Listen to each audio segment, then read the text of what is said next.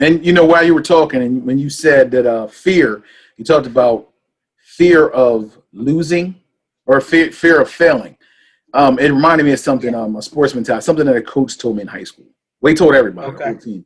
And he said, always play to win, never play not to lose. It's almost like you're playing not to lose. Like, let me just play it safe. I'm going to get a job. I'm going to, you're playing not to lose the game, but you're not playing to win the game. And it's just an interesting mentality. It's two different mindsets. Whereas, you don't have to start out, you don't have to quit your job to go start a business. But I'll let you, I know you do the job, Coach. No, but that's, okay, so that's part of it, right? So because we talked about sort of resources, fear comes when you don't really have a roadmap or you don't have a plan, right? And so the idea is that no one's saying, I want you to jump out of a plane without a parachute, right? We want you to pack a parachute. And part of that is sitting down and coming up with what your plan is. And so, I've seen individuals that, have been licensed therapists and they've quit their jobs because they wanted to start their own practice. And so, some of them have just cold turkey quit and jumped out on their own. Others, took a little bit longer. And so I think in terms of coming up with your roadmap and your plan and sitting down and saying, okay, here's what my deadlines are. Here's what my, what my launch date's going to be, or what my plans are going to be for that is super important. And most people don't like to give themselves deadlines because there's a pressure when there's a deadline. And you have to have that deadline, or you're never going to start. You're never going to be able to start your own business. And that's going to be huge. So having the game plan, I think, is really just, it will help to calm the fear if you have a better understanding of what it is to do. Right. And that makes sense. So what other factors contributed to not starting your own business? Because fear is number one. The second one, and this is going to sound kind of, I guess they kind of go hand in hand, but the second one is comparison, right?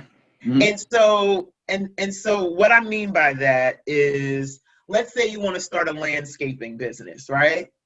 But every time you leave out your house, it goes, well, there's another landscaping truck, and there's another there's already so many, there's, you start comparing yourself and what it is you want to do to other people.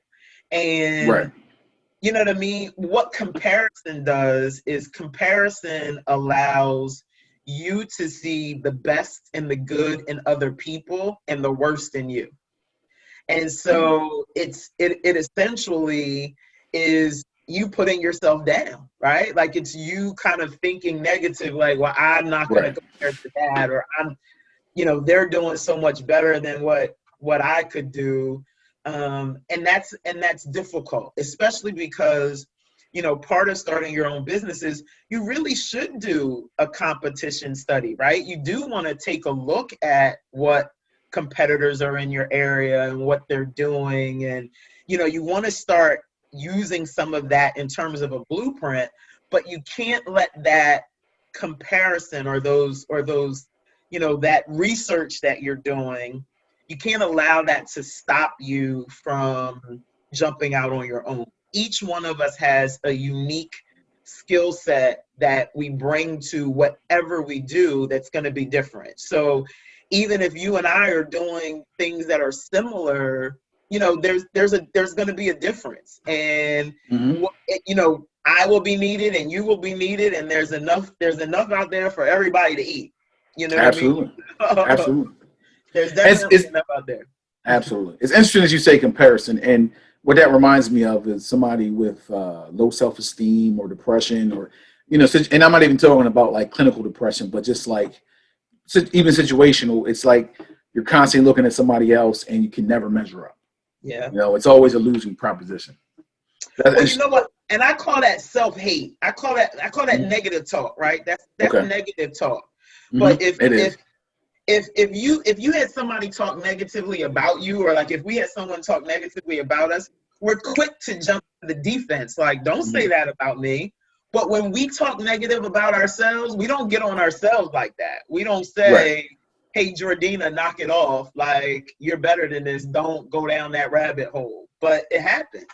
It happens. Absolutely. Absolutely. So you had one more, right? Correct? One more Yeah. characteristic? One more. So this one is the third one we all suffer from. Okay. It is procrastination. Oh, wow. Yeah. And and you know what? I Absolutely. tie the procrastination though in with accountability. And most people don't like that word accountability Hmm. because they don't want to be held accountable. Okay. But the reality is we procrastinate. And for me, how you kind of counteract that, right, in terms of the procrastination, is you need an accountability partner. You need someone that can hold you accountable, and not in a bad way, but just say, listen, Right. this is what your goal is. This is what you need, what and how you need to get there. And so part of that is who's in your circle. So you start Mm-hmm. thinking about, we tend to travel with people that are like-minded, right? So we're in groups Right. of people who are like us. And then there's those individuals that, we try to mentor and bring up to our level. But how many of us are comfortable with having people in three categories? People in our level, people that we're trying to bring up, and then people that are above us, people that are already doing it, or people that are already successful. Are you comfortable traveling in that circle so that they can get you out of the procrastination, hold you accountable, and help to elevate you to where they're at? And that's that becomes part of it, is just who's in your circle, for sure. That makes sense. Interesting. Because a lot of what you're saying matches up with this mental health treatment. And over the years, I've done treatment for kids with behavior issues who were on juvenile probation, and that's one of the things we looked at when I was doing multi-systemic therapy. You look at the peer system and poisoning that peer system, and because usually when you see one behavior, they're around somebody who has a very similar behavior. That's interesting. Yeah. So these three barriers, right? Yes. Fear, comparison, and procrastination. What can people do to get past these barriers? Well, listen, the reality is that you may go in and out of these during any given time. And you, like you said, as a mental health professional, like you know this, right? Like, just because I conquer fear of one thing doesn't mean that it may not creep up again. And so part of this is recognizing it within yourself so Mm-hmm. that you're able to really start to speak to it. And so, what I always make people do is I make them write out what they want. Mm-hmm. Start off by taking a moment and actually writing what you want out. And so, I'm one of those, like, I want you to dream big. Like, I want you to swim for the fences. So if your goal is to, start a business, I don't want you to think small. Like, it's okay to start big, because you're going to need to be able to celebrate the small wins. And when you get a chance to celebrate those small wins and start seeing how you're working towards the big one, it becomes huge. There's a young lady who, she started off as a CNA. She started off working in a nursing home as a certified nursing assistant. She ended up becoming a medical assistant in advance, got certified. Um, she's now in school to become a nurse. But really, what she wants to do is she wants to be a midwife. She wants to start her own midwife business, and Oh, that's where she started with her goal setting. She knew what she wanted to do, and she took these baby steps to get there because she needed to, in terms of her life. So, I think the first thing is write out what you want, so that it's okay if it's big, and then just start celebrating the small wins that you get as you're working towards it. And if you can celebrate the small wins, it'll start to quiet the fear, right? It'll start having you not compare yourself to others because you're too busy celebrating yourself.